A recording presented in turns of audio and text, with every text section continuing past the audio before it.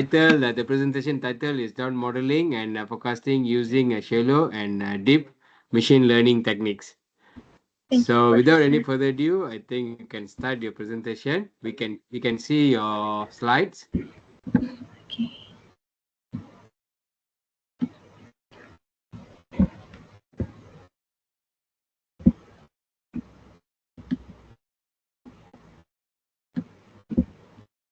Thank you, Professor. Hello, everyone. Today I'm going to present our study in the title Drought Modeling and Forecasting using Shallow and Deep Machine Learning Techniques. This is Hiba Alkubaisi from Electrical and Computer Engineering Department from Antalya Bilim University, Turkey. And this study I work with Prof. Danan Demeher, Prof. Munir Khan, and Prof. Adarsh.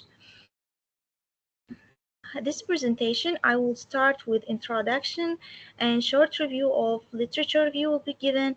I will talk about deep and shallow machine learning models. Finally, I'll present my result and some concluding remarks. As you know, drought is a hydrological phenomenon that occurs periodically and can impact agriculture, economy, and human life. There are generally four kinds of drought. Start with meteorological drought, then agricultural drought, hydrological drought, and finally social economic drought. Meteorological drought is the first step of the drought, in which an area receives less rainfall than its normal conditions.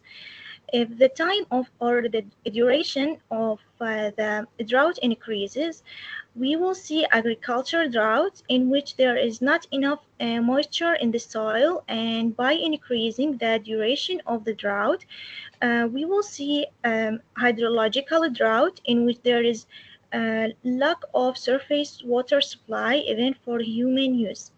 And by growing the duration of the drought condition, finally a country can reach to social economic drought in which water supply is too limited and maybe there are many social and environmental problems in the region. In this study, we focused on meteorological drought. As I told in the first step of the drought, there are many different indices to evaluate meteorological drought in different cities. The most famous indices include Palmer Drought Severity Index, PDSI, Standardized Precipitation Index, SPI, and the one which is recently developed is called Standardized Precipitation Evapotranspiration Index. In this study, we use a global SPI index to study meteorological drought in our case study area.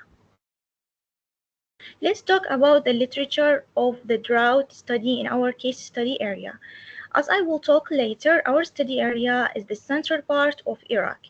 In Iraq, many researchers have already uh, studied a drought condition based on different drought indices, and also they developed some machine learning models to forecast drought condition in the country. Examples are shown in this table. Let's talk about shallow and deep learning models. In this study, in order to be able to compare between shallow and deep machine learning model, one shallow learning model, namely multi-layer perceptron, was used. As you see in this slide, MLP is a kind of a neural network that has a three layer, one input layer, one hidden layer, and one output layer. All the calculation happen in the hidden layer. Input layer is the layer that input or predictors insert to that layer, and then a neural calculations are done in the input data. And finally, the model it provides some output, which is our target variables. In this study, as I told, SPEI data from deep learning model, we selected two algorithms. One is two-layer MLP, which we have two hidden layers. The main difference between MLP and two-layer MLP, which is called TMLP in this study, is only the number of hidden layers. And the second deep learning model is the well-known long short-term memory LSTM method. This is a very famous and recently developed model in order to analyze time series data. Our case study, as I told, is the center part of Iraq. As you know, Iraq suffers from many wars recently, and there are really short data, or in some region, no available data to do meteorological analysis. To find suitable data, as I told, we used a global SPI data. Figure B shows four grid point of this data, which are the closest grid point to our study area.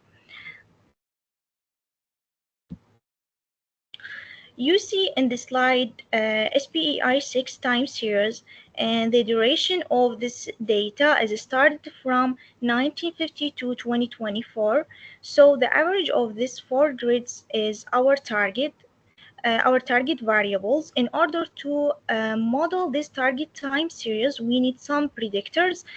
To generate these predictors, we used a previous time value of these time series. I mean that we developed lag values or lag vector of this time series until 12 months.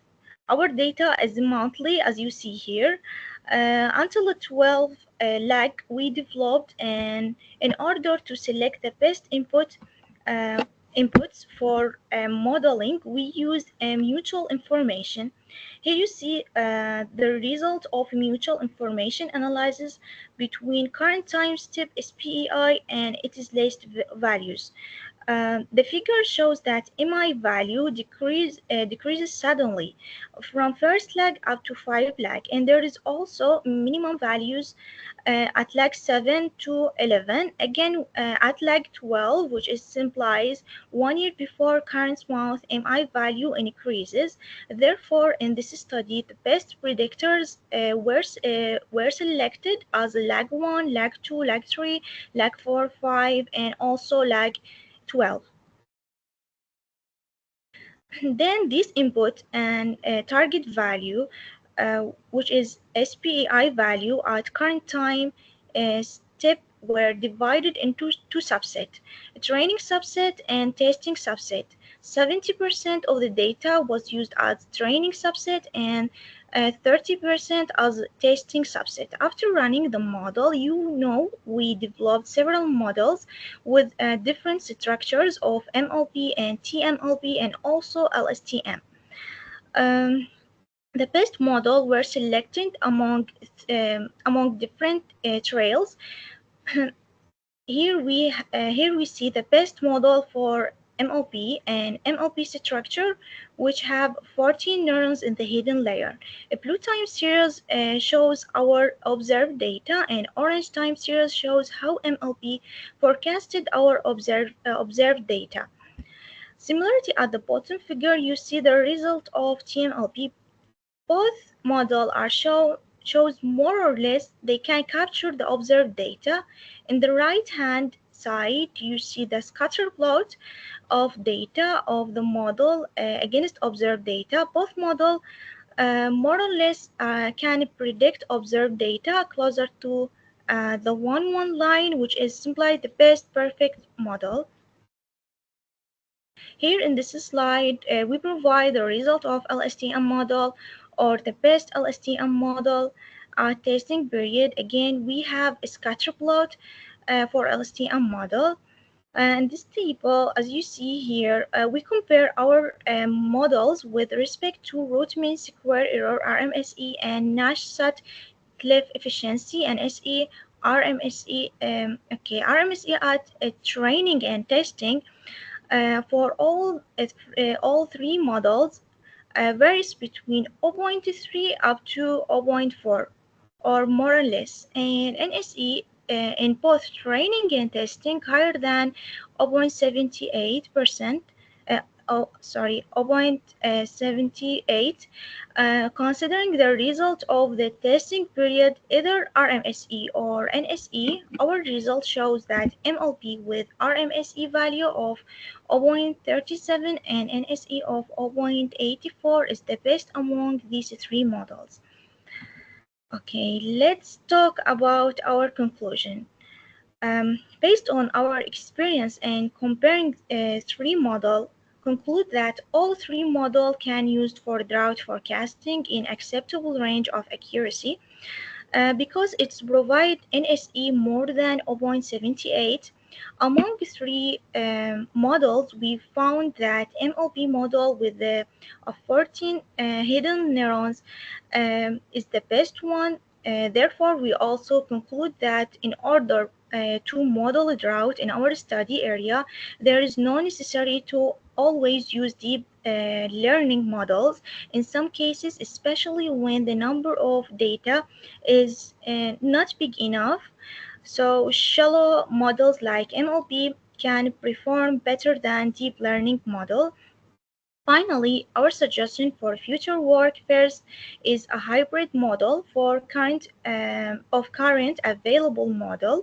It could be using some optimizing model in order to optimize the number of neurons or parameters of machine learning models to increase the accuracy of the forecast. The other suggestion is to use um, is the use of more meteorological and environmental data as predictors like temperature or humidity to forecast drought in the future. Thank you so much for listening. I will be happy to answer any question if you have. Thank you for your presentation. Any question from the floor? Yes, thank you, Hiba, for your nice presentation.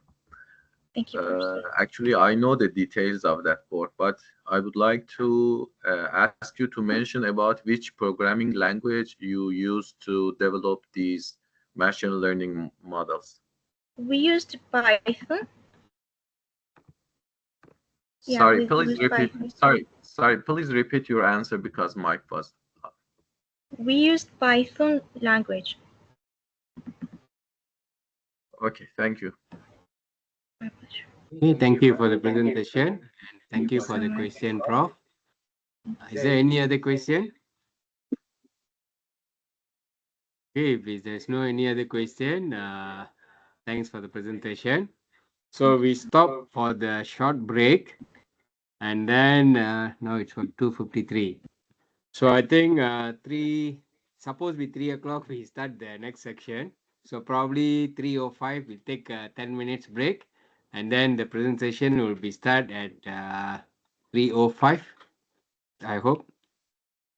Okay, so we can just go for the break, short break. Thank you. Thanks for all the participants. So I'll see you later at 3:05. Thanks.